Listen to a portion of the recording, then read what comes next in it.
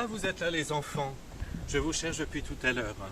Bon, ça tombe bien parce qu'il faut qu'on reparle un petit peu de notre caté. Vous vous souvenez que la dernière fois on a parlé du prophète Samuel, le petit Samuel qui est confié au prêtre Élie et qui va grandir au temple. C'est merveilleux parce que ce petit prophète va devenir un très grand prophète dans le peuple d'Israël, dans le peuple juif. Alors ici, il faut qu'on fasse un petit peu d'histoire les enfants. Vous vous souvenez que le peuple juif est le peuple élu.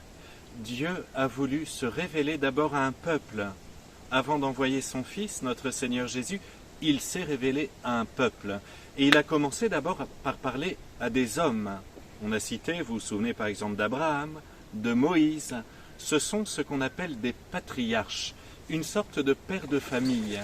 Voilà, n'ayez pas peur, ce sont des poules d'eau qu'on entend. Bon, ne vous distrayez pas, hein. Et donc petit à petit, il va se révéler à des patriarches qui vont rassembler ce peuple pour trouver la terre promise. Et ensuite, le Seigneur va parler à travers des prophètes, c'est-à-dire des hommes qui avaient des révélations et qui transmettaient au peuple juif la volonté divine, l'amour divin. Mais voilà qu'à un moment, ce peuple à la tête dure va se rebeller. Vous voyez, ça arrive un petit peu comme vous. Lorsque vous désobéissez aux parents, vous ne voulez pas mettre la table ou passer un petit coup d'aspirateur. D'ailleurs, vous connaissez l'histoire. C'est quoi le point commun entre les hommes et les chats? C'est qu'ils ont peur des aspirateurs. Bon, bref, laissez de côté cette petite blague. Donc parfois, on désobéit, on a la tête dure.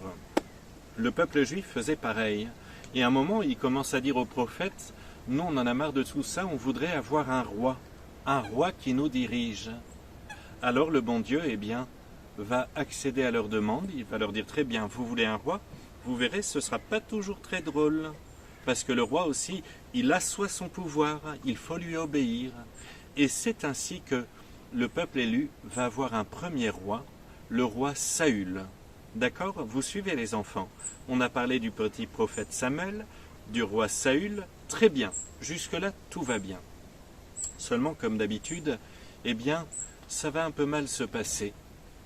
Petit à petit, vous me suivez, hein? Petit à petit, eh bien, ce roi va désobéir au bon Dieu. Il va en faire qu'à sa tête. Le bon Dieu lui dit, si tu fais bien ce que je te demande, je te bénirai. Mais petit à petit, il va y avoir des désobéissances. Ça va mal se passer. Les ennemis qui passent leur vie à attaquer le peuple élu, parce qu'attention, en ce temps-là, les nations s'attaquaient les unes les autres pour voler les territoires, pour voler les butins, pour emmener captifs les enfants et les femmes, pour en faire des esclaves. Eh bien, le peuple Israël va être attaqué de toutes parts, ça n'arrête pas. Et alors, et c'est là où je voulais en venir, eh bien, le prophète Samuel va avoir une très grande mission. D'abord, il est malheureux parce que il en a marre de voir que le roi Saül désobéit, ainsi que le peuple juif. Et donc, silence les avions. Bon. Et donc, il va envoyer le prophète Samuel chercher un nouveau roi. Et c'est là que commence notre histoire magnifique. Nous allons parler du roi David et de la vertu d'humilité. L'humilité précède la gloire. Proverbes chapitre 15, verset 33. Ainsi donc, eh bien, le bon Dieu va dire au petit prophète Samuel, qui a grandi, maintenant c'est un adulte, va chez Jessé, à Bethléem, car il a parmi ses fils le futur roi d'Israël. Prends l'huile sainte qui va permettre de le oindre, c'est-à-dire cette huile que les prophètes répandaient sur la tête des prêtres et des rois, signe que le bon Dieu descendait dans leur âme pour leur donner la grâce de pouvoir diriger le peuple. Et c'est ainsi eh bien, que notre prophète se met en route pour aller chez Jessé. Et il arrive chez cet homme, ce père de famille, qui a 8 enfants. Et vous allez voir comme c'est beau, parce que nous découvrons que le bon Dieu nous aime pour ce que nous sommes, pas pour ce que nous pensons être ou ce que la société dit de nous. Écoutez bien là les petits. Jessé, et donc il accueille le prophète Samuel dans sa maison. Le prophète Samuel lui dit, je vais aller offrir un sacrifice, je voudrais que ta famille soit là. C'est une façon de repérer les enfants et voir lequel sera le futur roi. Et alors là se présente l'aîné, qui est grand, costaud, tout ça. Et le prophète Samuel se dit, oh, c'est sûrement lui, il va faire un bon roi. Et là, il entend dans son intelligence le Seigneur lui parler et lui dire, ce n'est pas lui. Parce que moi, je ne juge pas aux apparences. Je juge au cœur de l'homme. Je connais le cœur. C'est important, les enfants, parce que combien de fois vous êtes déçus de vous-même, peut-être parce que vous avez des mauvaises notes en maths, et que votre prof de maths vous a dit que vous étiez nul. Ou peut-être parce qu'on s'est moqué de vous parce que vous êtes petit, grand, gros, maigre, que sais-je. On entend tellement de choses sur nous que parfois après on perd confiance en nous. Il ne faut surtout pas, parce que le bon Dieu, il nous juge sur notre cœur. Retenez ça, c'est la leçon du jour. Le bon Dieu juge le cœur. Si nous avons un cœur qui est bon, un cœur qui est humble, alors on plaît au bon Dieu. L'homme regarde à ce qui frappe les yeux, mais l'Éternel regarde au cœur. 1 Samuel chapitre 16, verset 7. Ah, vous voilà. Alors, revenons à nos moutons. Je vous ai donc parlé bien des apparences. C'est très important. Je vous en supplie. C'est le centre de la leçon d'aujourd'hui. Le Seigneur juge notre cœur. Et plus notre cœur il est bon, plus notre cœur il est humble, plus on plaît au bon Dieu. Retenez ça parce que on peut avoir une vie qui n'est pas très brillante. On peut être parfois très mauvais à l'école, mauvais dans une matière. Je sais pas, avoir un physique qui déplaît, que sais-je, peu importe. Le bon Dieu, il voit notre cœur et l'humilité, tout le monde peut en avoir. C'est une question de s'abaisser, de ne pas vouloir être le meilleur, de ne pas vouloir briller, de ne pas vouloir avoir les meilleurs services à la maison, être assis dans le meilleur fauteuil. Hein? Alors vous voyez, ainsi Jessé va faire venir ses 7 enfants, le prophète Samuel va se dire non, ça n'est pas eux, il en manque sûrement un. Et là le papa dit ah oui, il y a le plus jeune qui est au champ, il garde les troupeaux. Et c'est ainsi que le roi David va arriver. En réalité c'est encore un enfant, il est beau, il est roux, nous dit le prophète, et tout de suite il va sentir dans son cœur que Dieu l'a choisi, parce qu'il a un beau cœur, un cœur humble. Alors, eh bien, le prophète va verser sur le front du petit David cette huile sainte, et il va devenir roi en Israël.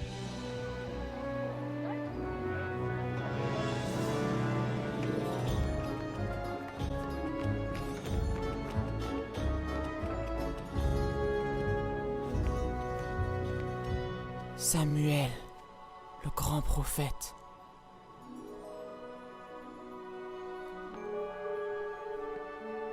Je vous avais dit qu'il ne pouvait pas être celui que vous recherchez, ce n'est qu'un enfant.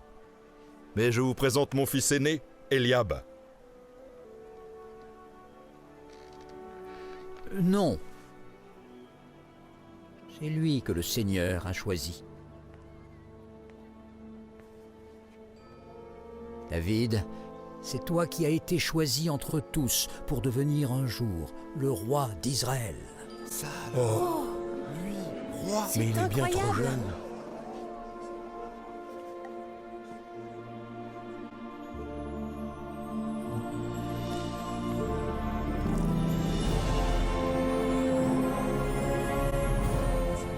Il va devenir roi en Israël, sans le savoir parce qu'en réalité, le roi Saül est toujours vivant, ce fameux roi qui était un grand roi mais qui désobéissait au bon Dieu.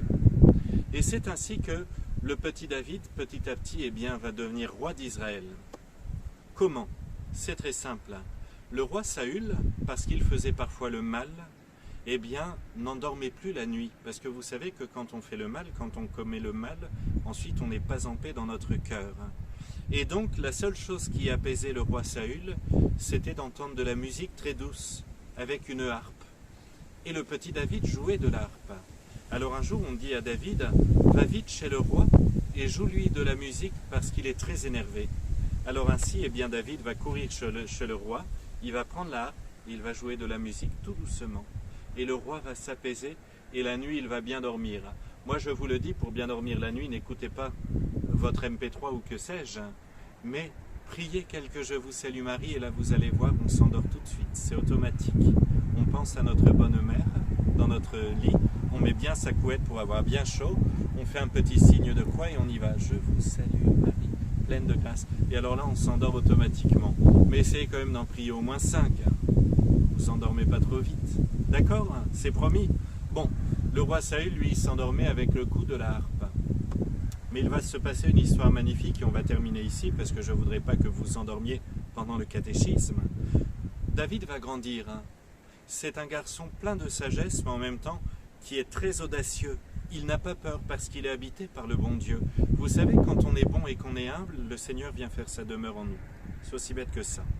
Et voilà qu'il y avait un homme qui était très grand, très costaud dans le peuple philistin et qui venait provoquer les Israélites. Il montait sur un rocher, c'était un géant, Goliath. Mais attention, c'était une baraque, il faisait peur. Quand les Juifs le voyaient, ils s'enfuyaient, ils avaient vraiment très peur. Et alors, il arrivait sur le rocher et il se moquait du peuple hébreu. Il leur disait, bande de chiens, qui êtes-vous pour venir oser nous défier, nous les Philistins? Qui veut se battre contre moi? Alors là, il sortait un glaive, mais il fallait voir le truc, et tout le monde s'enfuyait. Et il se moquait du roi, il se moquait du peuple juif. Que va faire notre petit David? Vous avez déjà entendu cette histoire magnifique de David et Goliath. Il va choisir quelques pierres dans la rivière, pas ici, hein. Non, on est là-bas en Israël. Il choisit quelques pierres dans la rivière. Il dit au roi Saül, laisse-moi aller me battre contre lui. Le roi, dans un premier temps, lui dit, mais non, tu n'es qu'un enfant. Mais David va y aller avec ses petites pierres. Et il va sortir une fronde devant le géant Goliath. Il le vise dans le front. Mais attendez, avant ça, il lui dit, qui es-tu pour nous parler comme à des chiens? Tu vas voir le Dieu d'Israël, le Dieu des armées, va donner ton corps dès maintenant. Il sort une pierre. Tac. Il tire en plein front. N'allez pas le faire à la maison avec les frères et sœurs. Hein. Alors là, attention. Bon. Et Goliath va mourir. Cette pierre va venir taper son front. Il tombe raide mort.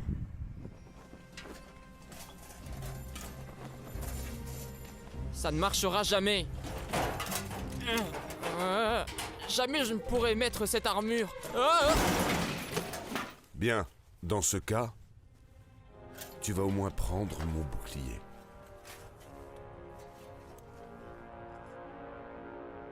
C'est Dieu qui sera mon bouclier.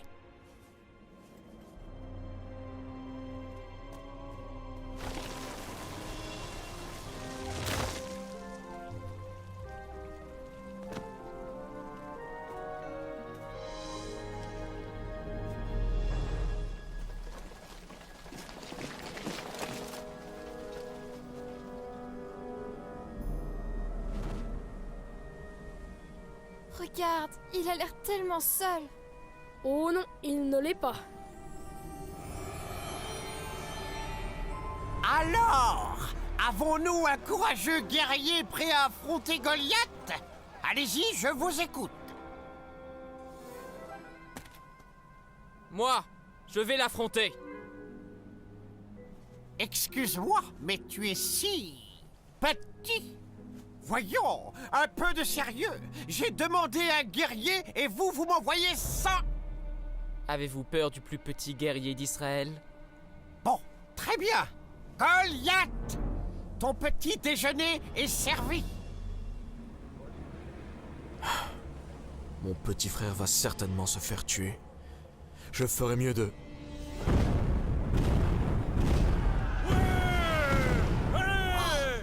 Ouais, vas-y Goliath, t'es le plus fort. Goliath, aujourd'hui, l'Éternel te livrera entre mes mains. Et ton cadavre sera donné en pâture à tous les oiseaux du ciel. Silence, enfant. Je vais te découper en morceaux, puis j'écraserai tes os jusqu'à ce qu'ils deviennent poussière.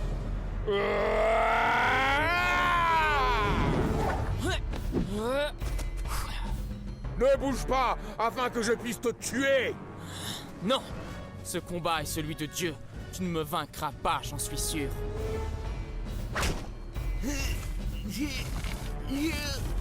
Tu vas mourir.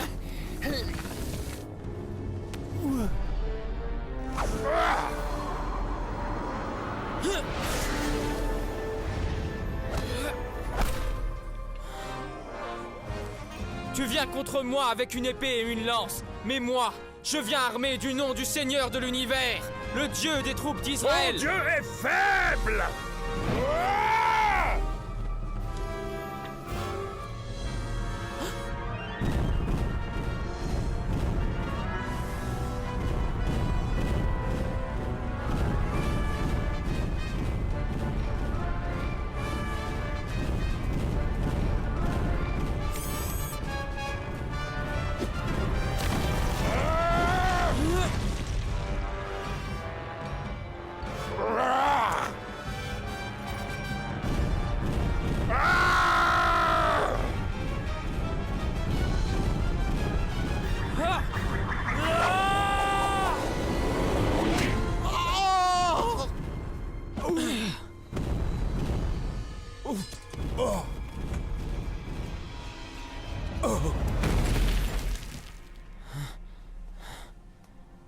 Dieu n'est pas faible.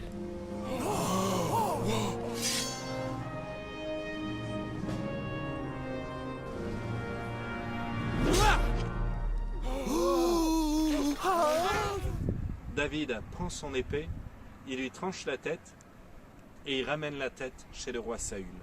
Et alors là, tout le peuple acclame David. Alors là, bien sûr, ça ne va pas plaire au roi Saül. Ah ben non, parce qu'on se rend compte que David est plus aimé que le roi.